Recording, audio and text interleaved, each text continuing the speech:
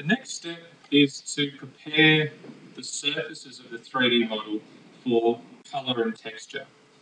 So I'm going to start by selecting just the walls of the house, and I'm going to apply a modifier to the walls of the house called unwrap UVW. Now this modifier is a little bit complex, but we try to simplify it as much as possible. The main thing that we want to do is open the UV editor. And from this panel here, we want to concentrate on selecting the polygons, which is the little red square at the bottom. And we go to the mapping panel at the top, the mapping menu, and we choose flatten mapping. Now, the face angle threshold that you're seeing here represents how the panels will be separated. If the panels are greater than 45 degrees apart, they will become separate. If they're less than 45 degrees apart, they'll stay together. For a house wall structure like this, 45 degrees should be a good setting. We don't need to rotate or we don't need to rotate or fill holes, and just click OK. And what you now have is the 6 panels of the house. There's the small base of the house, there's the large top of the house. Both of those parts you never see.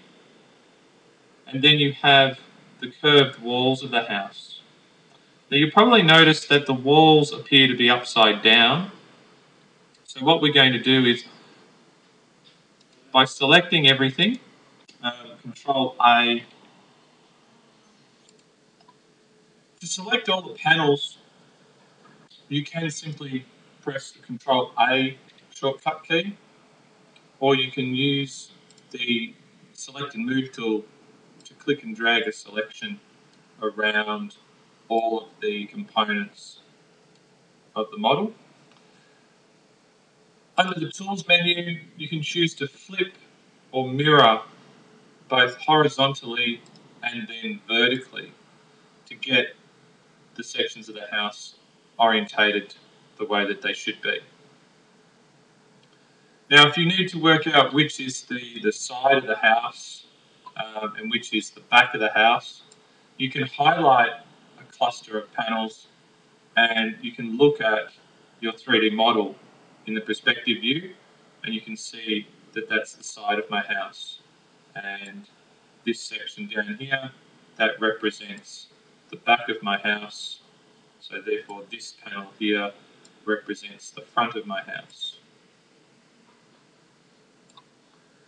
Now we need to export this image so that we can take it into a painting application like Photoshop. From the Tools menu, we have the Render UVW template. We need to specify the dimensions of the template, and the larger the template, the better the resolution of the final product.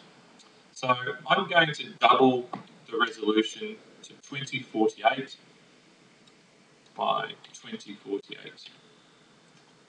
And I hit Render UV template, and there's a very large representation of that.